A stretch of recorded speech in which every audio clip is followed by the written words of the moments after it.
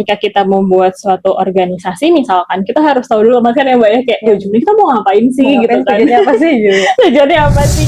Kadang memang sangat penting ya untuk menyelaraskan kita punya prinsip yang sama atau enggak nih dengan yang akan kita ikut juga untuk tempat dan berkembang. Benar, setuju. Biar nggak gampang burn out. Untuk nge-grow timnya itu tuh sebenarnya butuh banyak effort juga kan ya Mbak ya. Dan selalu saya bilang juga nih sama tim gitu kan ya, kami itu hanya bisa untuk memfasilitasi gitu. Kami bisa memfasilitasi kalau misalkan kamu mau belajar, mau berkembang, mau belajar jadi MC dan lain sebagainya, kami bisa memfasilitasi. Tapi keinginan untuk grow itu ada dalam diri sendiri. Bener banget Mas. Jadi sebenarnya yang pertama itu menurut saya PR gimana caranya ngerasa organisasi ini tuh bisa berdampak nggak cuma buat beneficiary tapi juga untuk timnya gitu. Halo Growth Seekers, kembali lagi bersama kami di Protean Podcast. Terima kasih ya antusiasmenya. Nah, bersama saya di sini Nani Suryati sebagai host hari ini, dan di sini saya nggak sendirian guys. Di sini udah di samping saya ada Mbak Lutfia Rahmanisa SPI. Gimana kabarnya Mbak? Alhamdulillah baik, Mbak Nani. Makasih udah berkenan hadir dan menyempatkan waktunya. Sama-sama, Mbak Nani dan teman-teman dari Protean. Oke. Nah, teman-teman penasaran nggak? Panggilnya Mbak Fia? Mbak Fia, boleh. Oke. Penasaran nggak nih Mbak Fia di sini mau ngapain? Ya tentu mau podcast ya, tapi tentu penasaran kan materinya tentang apa. Tapi sebelum kita beralih ke podcast, jangan lupa ya subscribe, like, komen, dan share ke teman-teman. Nah, tema kita hari ini mengenai manajemen dan organisasi nih Mbak. Siap. Nah, sebelum ke sana, Mbak S1-nya dulu ini ya, perikanan. Ya, betul. Saya dulu S1-nya perikanan di Universitas Pajajaran. Sebenarnya nggak mau bilang Bandung ya, kan kalau secara administratifnya sebenarnya tuh di wilayahnya tuh Sumedang. Cuman mungkin familiarnya bilangnya Bandung. Gitu. Jadi terkenalnya memang dekat Bandung gitu. Kita wisudanya di Bandung, jadi kayak ya udah kita bisa ngeklaim Bandung. Kuliahnya di Sumedang. Terus kalau S2-nya di UGM? Ya, S2 di UGM, ambilnya kepemimpinan dan juga inovasi kebijakan. Kalau fakultasnya sekolah pasca sarjana gitu. Jadi kalau di UGM itu ada yang memang S2 tuh dari fakultasnya masing-masing, tapi ada juga yang dinaungi oleh sekolah pasca sarjana. Nah, kalau di jurusan saya itu di sekolah pasca sarjananya gitu, Mbak. Itu. Jadi cocok ya pada tema hari ini yaitu manajemen dan organisasi karena beliau juga jurusannya di situ gitu teman-teman. Nah, berbicara tentang manajemen dan organisasi nih Mbak. Saya sebelumnya melihat profil dari Mbak merupakan CEO dari House ED ya. House Ilmu Indonesia, betul. Ini menarik ini. Oke. House Ilmu Indonesia itu sebenarnya suatu platform yang memang tuh kita pengen banget jadi temannya generasi muda gitu, buat belajar, berkembang dan juga berprestasi gitu Mbak. Nah, kenapa nih? Karena kita ngerasa dan kita masih optimis gitu ya bahwa 2045 itu tuh jadi tahunnya kita sebagai generasi muda kan ya, tahunnya kita yang memang isu soal Indonesia Emas 2045, dimana kalau kita hitung umur kita gitu ya Mbak Nani ya, mungkin itu adalah masa-masa produktifnya kita gitu. Nah, di House Ilmu ini tuh pengennya kita tuh jadi wadahnya buat generasi muda, supaya kita bisa sama-sama berkembang bareng gitu Mbak. Dan untuk apa nih? Untuk karir kita masing-masing gitu di masa depan. Simpelnya kayak gitu ya. Tapi banyak banget nanti kegiatan-kegiatannya dan hal-hal yang mungkin bisa kita pelajari bersama, baik itu skill maupun apa yang nanti diperlukan untuk kita di dunia karir seperti itu. Awal-awal dulu terketuk, oh ya kayaknya ini penting banget nih untuk diciptakan gitu. Terlebih kan usia Mbak masih muda dan punya ide yang sebrilian itu gimana nih kayak gitu kan di usia muda. Itu apa sih yang mengetuk hati Mbak yang ya ini penting gitu. Ya jadi tuh dulu waktu pas S1 itu kan saya tuh pas pandemi Mbak Nani. Iya, pandemi itu 2020 ya. Lagi ngerjain tugas akhir pandemi, dan waktu itu kan kita isunya 2 minggu ya. Iya. 2 minggu di rumah aja, hashtag di rumah aja. Tapi pada akhirnya 2 tahun. Udah nggak apa-apa Dua gitu ya. minggu jadi 2 tahun. 2 minggu jadi 2 tahun gitu kan. Nah, waktu masa-masa itu mungkin bisa dibilang masa-masa yang down ya Mbak, karena sebagai mahasiswa tingkat akhir kita udah punya plan nih, oh nanti setelah lulus mau ngapa-ngapain dan lain sebagainya gitu kan. Pas pandemi gitu ya, jadi kayak oh kita ya udah apa nih yang bisa kita lakukan gitu kan. Nah setelah coba untuk refleksi ke diri sendiri gitu kan, ya apain ya lumayan lama dan kita lo nggak pasti kan ya Mbak ya. Betul. Kayak yang kapan nih akan selesai pandeminya dan lain sebagainya. Akhirnya waktu itu tuh ngerasa kayak apa ya added value yang bisa dilakukan supaya nanti tuh bisa menambah nilai dari diri kita kayak gitu sebagai generasi muda gitu kan. Dan waktu itu udah mulai menyadari bahwa kalau misalkan, oh ya BTW saya dari Jakarta gitu kan, kuliahnya di Bandung atau di Sumedang tadi gitu ya. Nah ngerasa nih udah sadar bahwa, oh kalau misalkan nanti bekerja di Jakarta, saingannya tuh nggak cuman teman-teman yang ada di Bandung ataupun ada di Jakarta gitu kan. Bahkan sekarang multinational company pun udah nge-hire nih orang-orang dari entah itu dari ASEAN atau misalkan dari luar gitu kan, alias kayak oh saingan kita akan lebih banyak lagi gitu ya. Oleh karena itu skill apa nih apa yang bisa kita sebagai mahasiswa atau misalnya kita sebagai generasi muda bisa menambah value kita supaya nantinya tuh kita lebih mudah atau kita punya added value tadi ketika kita sudah selesai di bangku perkuliahan gitu Mbak. Nah dari situ akhirnya ngerasa kayak oh kayaknya pengen deh untuk bareng-bareng sama teman-teman gitu. Yang awalnya sendiri terus ngerasa kayaknya mending bareng-bareng gak sih, kalau bareng-bareng kan kita ngerasanya ada temen, ada yang nge-support juga, saling support dan lain sebagainya. Akhirnya dari situ coba untuk ngajakin teman-teman yang deket dulu gitu, kayak circle mungkin ya kalau sekarang.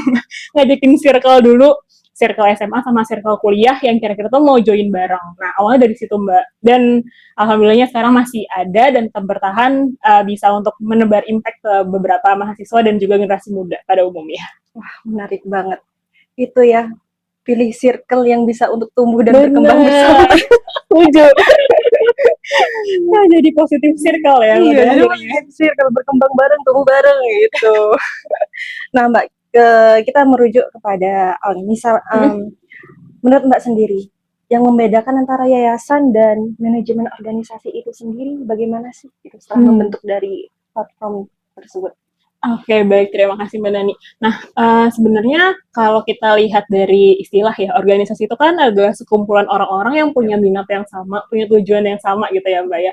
Dan ada hal nih yang memang mau kita capai.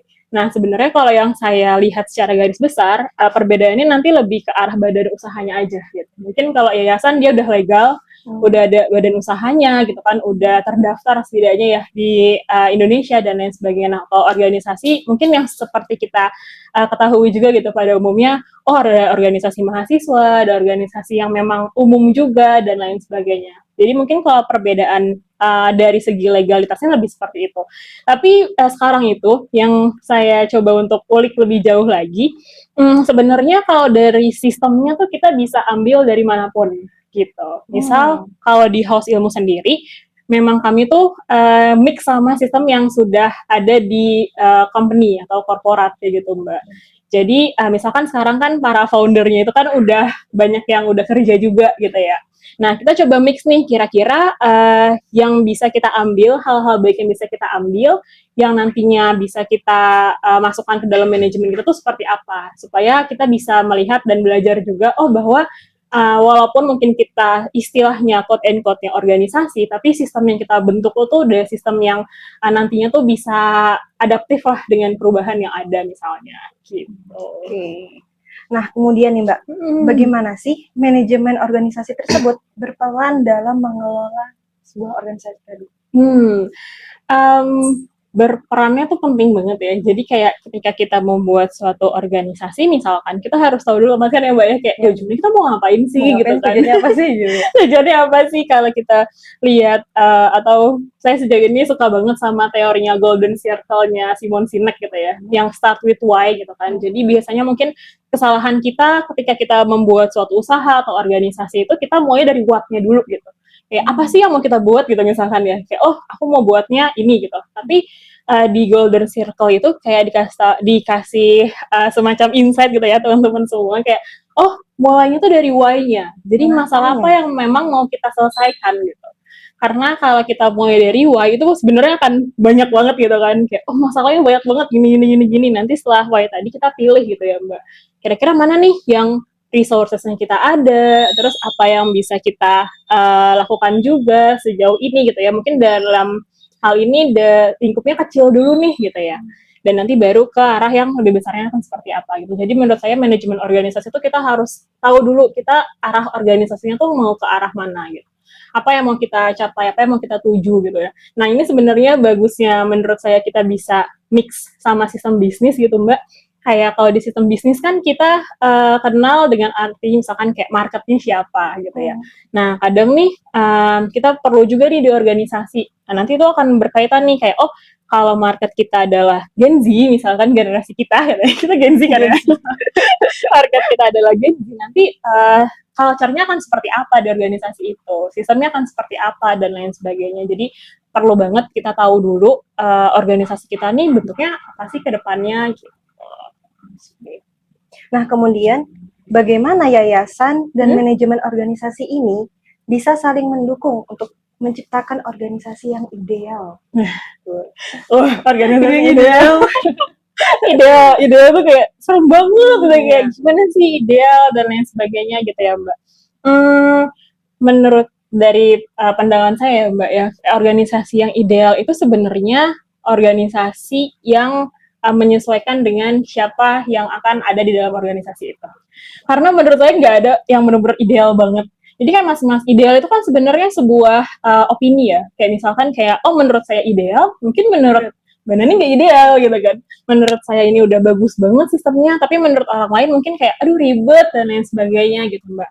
Nah oleh karena itu kita juga perlu tahu tadi organisasi kita seperti apa, dan itu bisa ketika kita mungkin rekrutmen dan lain sebagainya bisa dipaparkan gitu, kayak oh organisasi kami tuh seperti ini, kami punya culture seperti ini, jadi orang-orang yang nantinya akan masuk ke dalam yayasan atau organisasi kita tuh udah tahu, oh ternyata ini ya culture-nya, oh ternyata ini ya value-nya dan lain sebagainya, dan mungkin dia bisa menyocokkan ya, apakah diri saya cocok gak ya sama organisasi ini gitu, sehingga organisasi yang ideal tuh nanti akan tercipta ketika organisasi itu punya value yang sama dengan orang-orang yang masuk ke mereka gitu. So far seperti itu Mbak.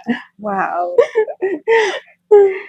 Nah, berkaitan dengan idealisme dalam organisasi Mbak. Nah, idealisme yang sering menjadi landasan utama dalam membangun sumber sebuah organisasi.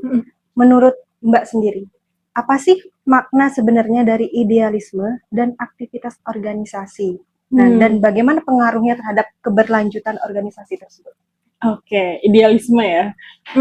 Kalau berbicara soal idealisme itu berarti kan ada nilai atau misalkan kayak ada hal yang memang kita pegang gitu, yang kita anut prinsip gitu, prinsip benar banget, prinsip. Dan mungkin dalam hal ini karena House Ilmu itu sendiri adalah kami atau saya bagian dari foundernya House Ilmu, jadi idealismenya House Ilmu tuh lahir dari idealismenya kami juga sebagai founder, karena kami ngerasa kayak kita nggak perlu jadi orang lain untuk membuat sesuatu.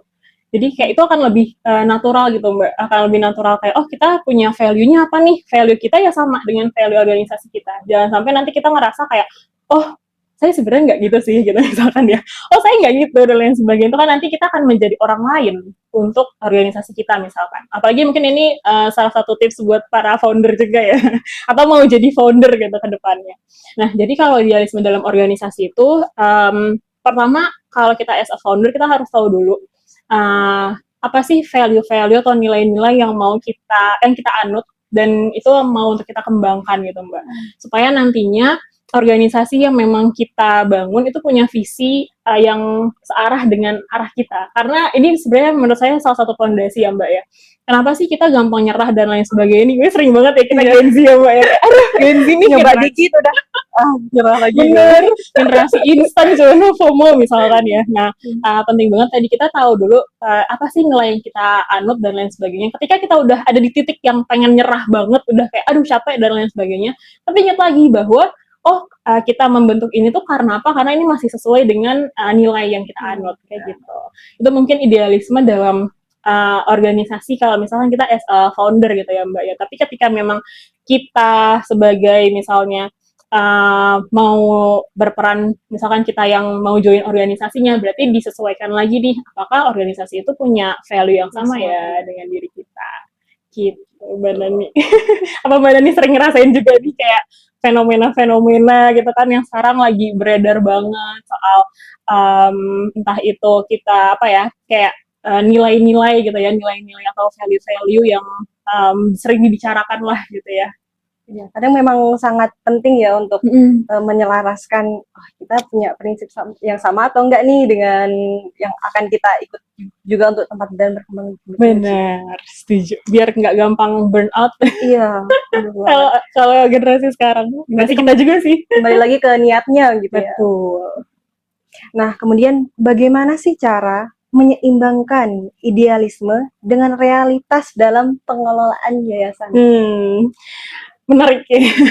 Karena gimana pun juga kita harus adaptif gitu kan ya, harus adaptif. Kita apalagi sekarang ya Mbak ya ngerasanya kayak banyak banget nih yang cepet banget berubah gitu kan. Dan mau nggak mau kita harus mengikuti hal itu gitu. Mungkin kita punya idealisme, misalkan kalau idealisme yang bisa kita turunkan ke organisasi, kita punya visi misi yang memang sudah sesuai dengan value kita gitu kan. Tapi menurut saya kita juga perlu untuk melihat sisi dari realitanya tadi gitu, sesuai dengan tadi yang Mbak Nani sampaikan ya, kayak ketika memang kita ngerasa kayak kita punya culture ini nih, tapi ternyata culture ini tuh udah bisa dibilang kayaknya udah nggak relate deh sama kita gitu, udah nggak relate nih sama zaman sekarang. Oh ya udah, kita masih bisa untuk adaptif gitu. Kita lihat kira-kira mana nih yang memang kita rasa dari core-nya mungkin tetap ya Mbak ya, core-nya tuh nilainya tetap ada, tapi kita masih bisa untuk mengelola apa yang misalkan kita rasa ini masih bisa dikembangkan lagi, atau mungkin kalau sekarang bisa juga kayak mungkin diksi katanya aja gitu ya diubah atau seperti apa. Nah itu menurut saya organisasi juga kita harus bisa untuk melihat realita yang sekarang sedang berkembang seperti apa, tanpa harus menghilangkan secara penuh gitu ya idealisme yang memang sudah tertanam value-value baiknya itu. Oke. Nah, kemudian bagaimana struktur yang baik dalam sebuah yayasan atau organisasi untuk mendukung visi dan misi? Struktur, berarti dalam hal ini struktur kepengurusan gitu ya, struktur kepengurusan. Correct me if I'm wrong juga ya. Kalau untuk di yayasan kan pasti kita punya dewan penasehat atau pembina gitu ya Mbak ya. Nah mungkin untuk di organisasi-organisasi yang legal itu sudah bisa dibilang sudah kokoh lah untuk susunannya gitu kan. Mungkin dari dewan pembina nanti kemana dan lain sebagainya, ketua dan lain sebagainya gitu ya Mbak. Nah, tapi so far kalau untuk di organisasi gitu ya, mungkin kita bisa menyesuaikan dengan kebutuhan dari organisasi kita. Nah, misal kalau misalnya kita mau lebih mengarahnya ke arah, kayaknya strukturalnya mau mirip-miripin sama company gitu ya misalnya. Ya udah berarti level dari direkturnya kita sebut misalkan CEO gitu. Atau kalau misalkan bentuknya yayasan bisa eksekutif director atau ketua yayasan dan lain sebagainya. Nah, kalau sekarang itu hierarki itu sebenarnya semakin simple tuh semakin baik sebenarnya gitu ya. Ya kalau dulu mungkin kayak ada supervisor atau mungkin di korporat yang memang mereka membutuhkan alur yang memang lumayan panjang gitu ya. Mungkin sekarang masih berlaku ya Mbak. Tapi kalau misalkan selevel organisasi, dalam hal ini organisasi yang kita masih berkembang dan lain sebagainya, itu kalau bisa seringkas mungkin seperti itu. Misal level paling atasnya chief nih atau board of directors-nya gitu ya. Ada board of directors-nya, terus masuk ke bawahnya itu board of managers, biasanya dia lebih ke arah mungkin head of dan lain sebagainya. Langsung ke staff pun sebenarnya it's okay. Tapi kalau merasa kayak kayaknya butuh supervisor atau kayak gimana, boleh, tapi better langsung ke staff juga nggak apa-apa sih. Jadi mungkin yang perlu di highlight alur dari komandonya nggak terlalu yang ribet banget. Nanti kita jadi birokrasi kalau terlalu ribet ya. Karena ngaruh juga mungkin ya ke koordinasinya kayak gitu. Benar Mbak, akan ngaruh ke koordinasi dan juga bagaimana para pemimpin ini gitu kan ya. Ini seru sih kalau soal kepemimpinan ya. Akan lebih ini lagi gitu kan ya. Oke. Nah, tentu kan dalam menjalani suatu organisasi atau yayasan itu ada tantangannya gitu. Nah, dari Mbak sendiri dalam menjalankan tuh apa saja sih tantangan-tantangan yang Mbak hadapi gitu dalam menjalankan? Tantangan. Tantangan itu sebenarnya hal yang seru ya Mbak Nani. Kalau nggak ada tantangan nggak seru ya kayaknya. Nggak seru. Ini setiap hari tuh udah roller coaster banget gitu kan. Kayak misalkan pagi nih happy gitu ya, kayak iya kak dapat informasi-informasi yang happy. Ntar siang ada masalah dan lain sebagainya. Tapi itulah ya namanya organisasi ya, atau kayak dinamika gitu Mbak. Kalau nggak ada kayak gitu kayak kita nggak akan belajar ya nggak sih Mbak? Benar banget. Kadang permasalahan itu membuat kita lebih mau untuk belajar lagi dan lain sebagainya. Kalau so far yang paling itu sebenarnya kalau dari kami ya merasa dari saya pribadi ngerasanya tuh gimana bisa untuk membuat suatu organisasi yang memang impactful nggak cuma untuk beneficiary tapi juga buat timnya gitu. Jadi dari SDM-nya nih, mereka ngerasa kayak yang, oh ternyata setelah aku join di organisasi ini gitu ya, atau di yayasan ini, aku ngerasa kayak banyak insight baru yang didapat gitu. Mungkin kalau dulu kita flashback sedikit ke arah kita kuliah gitu ya Mbak ya, kita mungkin ngerasa kayak, kok aku bikin proker tapi capek doang ya gitu. Misalkan kita ngerasa kayak kita bikin workshop atau seminar nasional gitu kan ya Mbak. Kita oke bikin seminar nasional bagus, kita berhasil menghadirkan pembicara-pembicara yang bagus. Tapi ketika kita acara main event ya gitu kan, kita sibuk untuk job desk kita masing-masing gitu kan. Nah pada akhirnya kayak kita nggak dapet nih pembahasan bagusnya dan lain sebagainya. Nah itu sebenarnya yang dari pengalaman-pengalaman itu nih kita pengen kayak gimana caranya kita bisa berdampak itu nggak cuma buat beneficiary gitu kan, atau dalam hal ini ya penerima manfaat dari kita, tapi juga buat tim kita tuh seperti apa gitu. Nah untuk nge-grow timnya itu tuh sebenarnya butuh banyak effort juga kan ya Mbak ya. Dan selalu saya bilang juga nih sama tim gitu kan ya, kami itu hanya bisa untuk memfasilitasi gitu. Kami bisa memfasilitasi kalau misalkan kamu mau belajar, mau berkembang, mau belajar jadi MC dan lain sebagainya, kami bisa memfasilitasi. Tapi keinginan untuk grow itu ada dalam diri sendiri. Bener banget Wanani.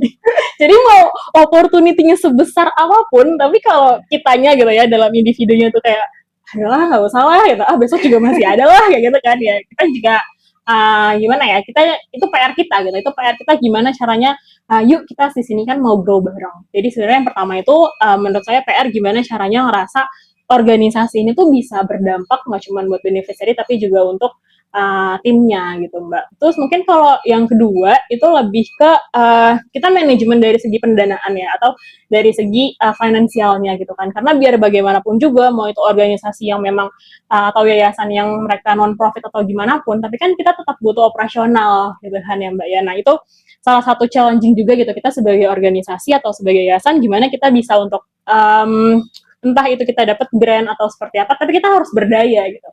Dan sekarang mungkin banyak juga ya organisasi ataupun yayasan yang memang punya produk gitu. Dan itu sebenarnya nggak apa-apa untuk kita misalkan kayak punya produk dan lain sebagainya.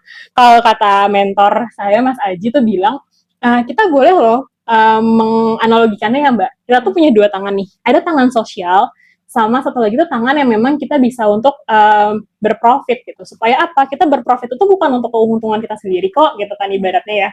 Kalau dalam ini yayasan atau organisasi, tapi kan juga untuk biaya operasional kita dan lain sebagainya gitu. Jadi itu mungkin salah satu tantangan yang seru gitu ya untuk kita ketika di organisasi ataupun di yayasan. Berarti ibaratnya ya memberikan manfaat kepada orang ya iya, tapi jangan lupa juga dong ke diri sendiri gitu ya. Nah, kalau di teori Maslow itu kan kita baru bisa berdampak ketika kita udah ngerasa settle gitu. Tapi ada juga nih Mbak, mungkin sedikit ini ya cerita. Di kuliahku tuh ada, kita punya mata kuliah namanya Grassroots Innovation. Jadi di Grassroots Innovation ini tuh kita gimana membangun kayak kalau inovasi tuh nggak selalu datangnya tuh dari atas gitu. Gitu. Mungkin selama ini kita ngerasa kayak kalau ketua kita bilang seperti ini ya udah kita lakukan gitu kan ya Mbak. Tapi di Grassroots Innovation tuh kita sebagai pemimpin tuh gimana ya caranya kita tuh bisa membuat atau inovasi tuh tercetus tuh dari staff bahkan gitu Mbak. Dan itu ada satu namanya tuh Prof. Gupta namanya di Amerika. Justru beliau tuh membantah teori tersebut. Teori Maslow tersebut ya, yang memang udah dari jauh-jauh tahunnya gitu kan.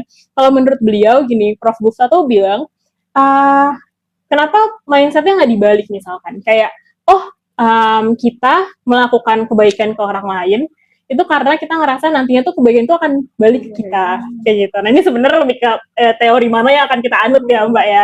Nggak ada yang kayak ini bagusan ini atau bagusan ini gitu sih. Itu jadi banyak belajar. Benar. Semakin banyak teori, semakin banyak kita menganalisis yang tepat buat kita. Benar. Disesuaikan ya pada akhirnya. Iya. Nah, kemudian nih Mbak, dalam sebuah organisasi atau yayasan, sumber daya manusia sering disebut sebagai aset terpenting. Benar. Menurut Mbak sendiri, bagaimana cara membangun tim yang solid dan sumber daya guna?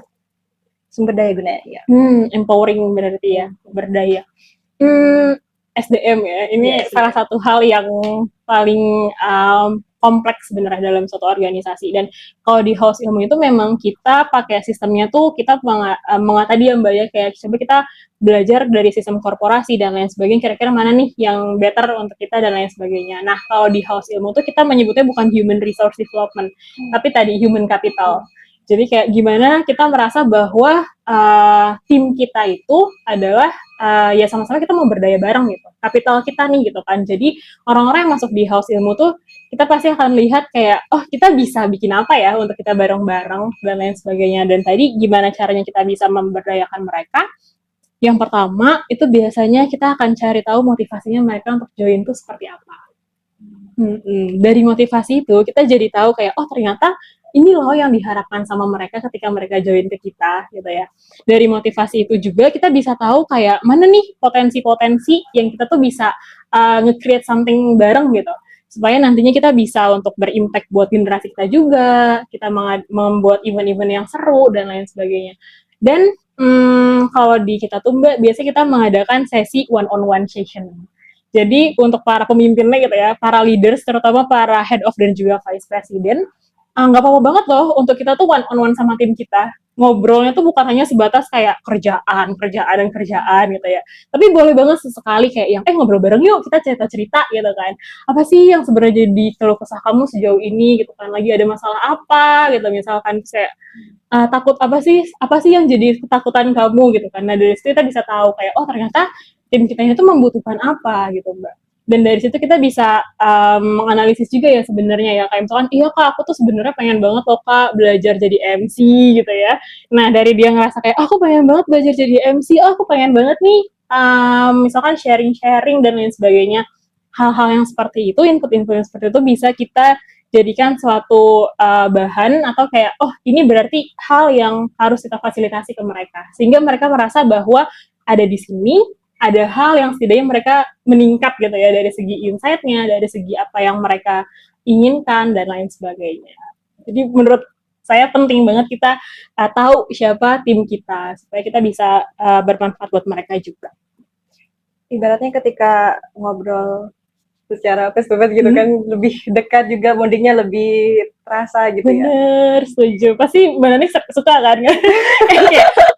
Dan mungkin itu juga ya Mbak, ketika kita tadi balik lagi ke awal mungkin sedikit menyinggung, ketika kita tahu siapa orang-orang yang ada di organisasi kita akan menyesuaikan gaya kepemimpinan kita gitu. Kita nggak bisa nih kayak pakai gaya kepemimpinannya mungkin yang dulu-dulu gitu kayak otoriter, tapi nggak bisa gitu kan. Bener, kalau sekarang kayak ngobrol yuk gitu misalkan. Kemarin kenapa sih kok proyeknya ada ini gitu. Jadi hal-hal itu harus kita lihat juga gitu kan, siapa sebenarnya yang jadi tim kita tuh siapa gitu, dan kita sebagai pemimpinnya menyesuaikan. Jadi lebih teman-teman yang bergabung sama kita juga merasa lebih dihargai gitu. Bener, setuju. Walaupun mungkin awal-awalnya canggung ya, malu gitu. Tapi ujung-ujungnya kita itu 30 menit aja jadi sejam. Curcol. Jadinya curcol. Tapi kan kalau kita intens gitu ya, merasa dekat gitu. Terkadang mungkin ada yang semakin kayak ngerasa akrab, jadi tidak merasa ada batasan. Benar. Bagaimana dari Mbak? Oke, nah ini sebenarnya kalau di kami kan ada board of managers ya, atau para leaders lah gitu. Nah, sebenarnya PR paling utama tuh gimana kita bisa punya organisasi yang gak cuma buat ke follower tapi ke leaders Mbak. Leaders, jadi kayak leaders kita sebagai pemimpin, tapi kita juga ngelit para leaders kayak gitu. Nah, di leaders inilah kadang tuh kayak kita tuh gimana ya caranya kita bisa menanamkan nilai-nilai kepemimpinan. Jadi kalau misalkan kita pernah kenal gaya kepemimpinan itu sebenarnya banyak banget ya Mbak ya.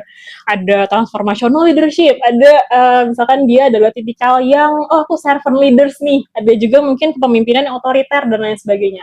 Nah sejauh saya belajar sebenarnya gaya kepemimpinan itu nggak hanya satu kok kayak gitu. Jadi sebenarnya kita tuh bisa meramu sendiri gaya kepemimpinan kita tuh seperti apa gitu. Contoh misalkan nih, itu tuh sebenarnya tugas kuliah sih Mbak Nani. Tapi dari situ jadi kayak, oh ya bener juga ya gitu. Misalkan dari situ kita menganalisis, oh kalau misalkan kita jadi pemimpin, kita mau jadi pemimpin yang seperti apa buat tim kita gitu kan. Kalau misalkan ambil contoh saya gitu kan. Oh saya merasa karena saya punya tim yang seperti ini, saya rasa saya cocoknya sebagai servant leaders buat mereka. Sebagai misalnya pemimpin yang melayani dalam hal ini kayak, oh nggak apa-apa banget loh pemimpin buat turun gunung gitu. Turun gunung dalam artian nggak selalu cuma nyuruh-nyuruh doang atau kayak gimana gitu ya. Tapi kayak apa nih yang bisa aku bantu? Ya aku bantu apa yang memang bisa hal-hal kecil yang mungkin menurut kita itu bisa, ya adalah sedetik atau 2 detik bisa kita bantu gitu ya Mbak ya. Dan itu nggak apa-apa banget. Nah, dalam kita membuat atau meramu gaya kepemimpinan yang kita, yang selalu saya titipkan ke para head of ataupun di board of managers itu, gimana pun juga kita harus jadi pemimpin yang tegas. Tegas dalam hal ini bukan marah ya gitu. Oke, servant leadership sekarang 70%, tapi ada hal lainnya nih, mungkin masukin deh dikit ketegasannya 10% atau 5% kayak gitu. Nah, untuk menjaga batasannya seperti apa? Mereka paham, Mbak. Jadi gitu tuh kayak di awal mereka onboarding, mereka tahu kalau misalkan kita gaya komunikasinya kalau kita pakai aku, kamu, dan lain sebagainya, percayalah itu adalah hal yang normal gitu ya. Tapi kalau kita udah pakai saya, gitu, lain cerita gitu. udah ada something, gitu. Mereka paham pada akhirnya kayak, wah tiba-tiba kok Kavia ngecat aku pakai saya ya, gitu.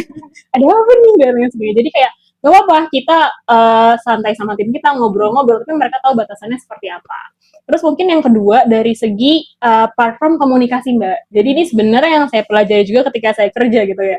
Kayak kenapa sih kita susah banget harus pakai Discord gitu kan ya. Kenapa nggak WhatsApp aja sih gitu kan. Di awal-awal kayak gitu. Tapi ternyata itu untuk kita membiasakan mana ranah profesional. Bisa follow secara profesional, nggak apa-apa untuk kita chat juga secara personalnya, jangan lupa makan ya misalkan. Jadi dia ngerasa kayak, oh tadi gue dimarahin tapi sebenarnya bukan marahin yang gimana sih gitu. Karena Kavia masih care kok ingetin makan misalnya. Jadi nggak kepikiran. Nanti jadi ada jarak kan ya takutnya ya. Oke, nah dari Mbak sendiri nih sebagai pertanyaan terakhir nih ya. Apa pesan utama yang ingin Mbak sampaikan kepada sebuah pendengar yang ingin berkontribusi juga nih ketika ingin mendirikan sebuah yayasan atau organisasi, mungkin generasi muda di sana juga, saya juga sebenarnya termotivasi sekali, Masya Allah.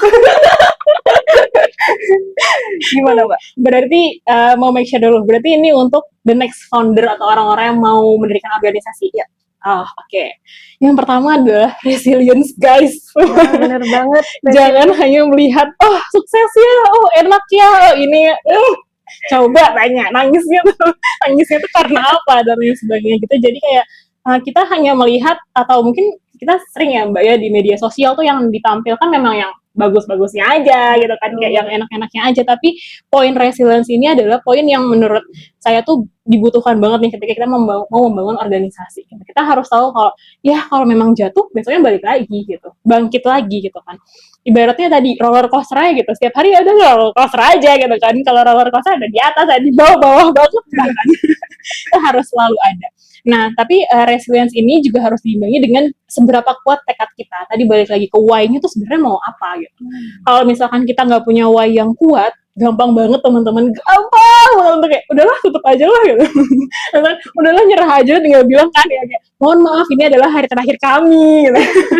Mungkin sekarang banyak ya merasa kayak ada entah itu bisnis atau apapun itu gitu kan, tapi memang resilience dan kita tahu kayak punya why yang kuat juga itu penting banget buat kita. Dan mungkin yang ketiga menurut saya, dan ini berkaitan dengan manajemen organisasi juga, gimana cara kita untuk nggak seenaknya ke tim kita gitu Mbak. Jadi mungkin kita memang punya target nih sebagai pemimpin, kita punya target kayak, oh ini target kita kuartal 1, target kita ini, kuartal 2 target ini.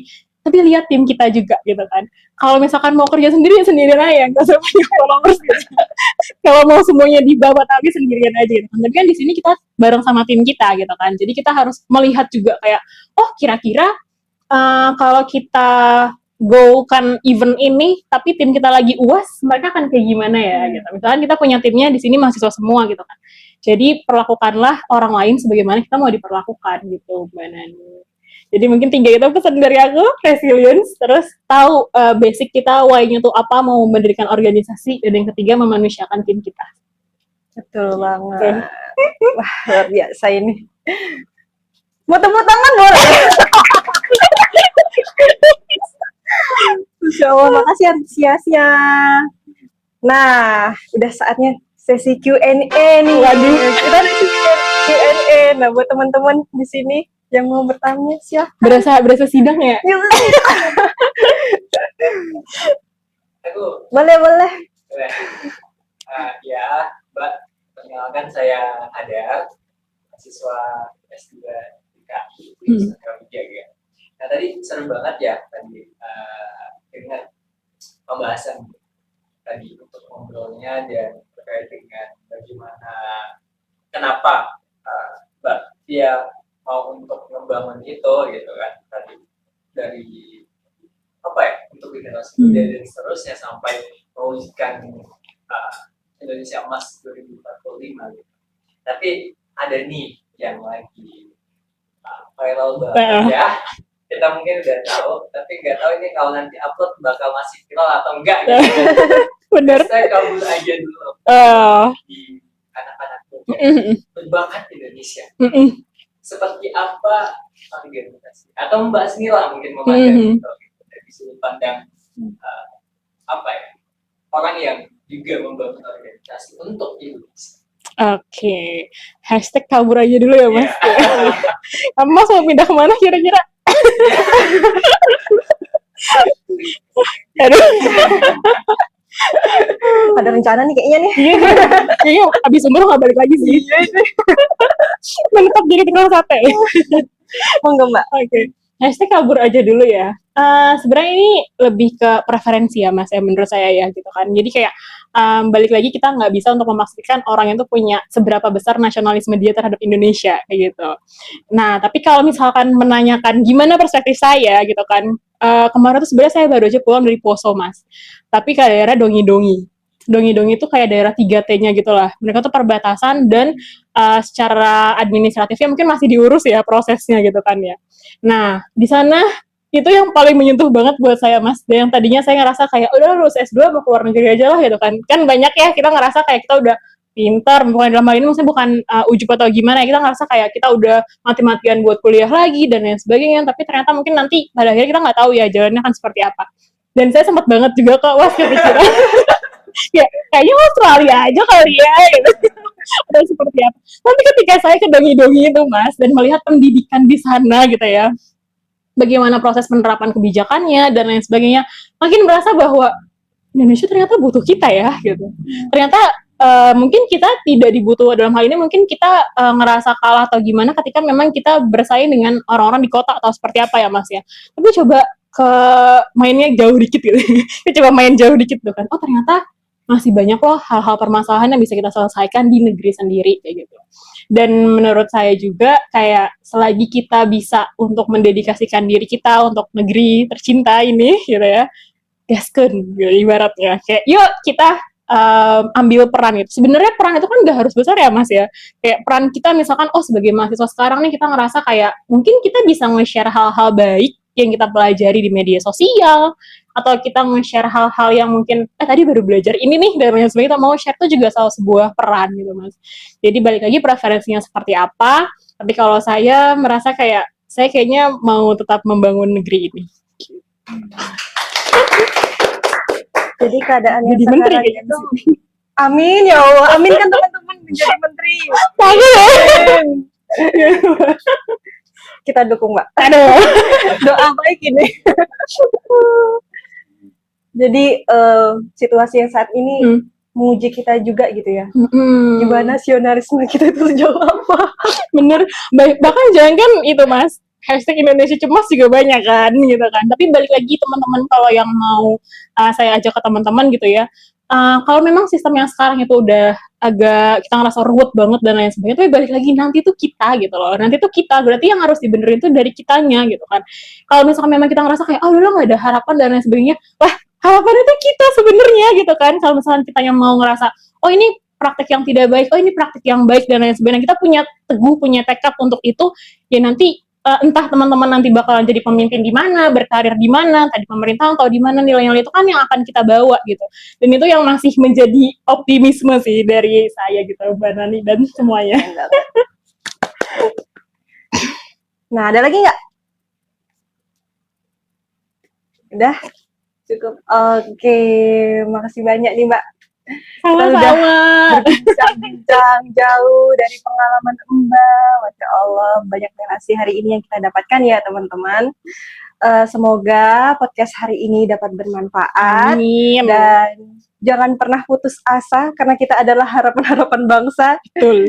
Jadi persiapkan diri kita, ingat kata Mbak tadi juga punya resiliensi, terus kita juga punya tekad yang kuat, dan juga kita harus memanusiakan manusia sebagaimana ingin kita dilakukan. Gitu. Oke, saya akhiri, cukup sekian, mohon maaf apabila ada salah kata. Terima kasih Mbak sudah hadir hari ini. Terima kasih juga Mbak Nani, semoga bermanfaat. Insya Allah bermanfaat. Semoga kita bisa jumpa lagi. Amin. Kita bisa sharing-sharing lagi bersama kawan-kawan yang lain juga. Atau mungkin ada collab antara boleh banget sih. Gitu ya. Host ilmu dan protean gitu kan. Untuk Indonesia Soalnya lebih baik ya. Bapak ya.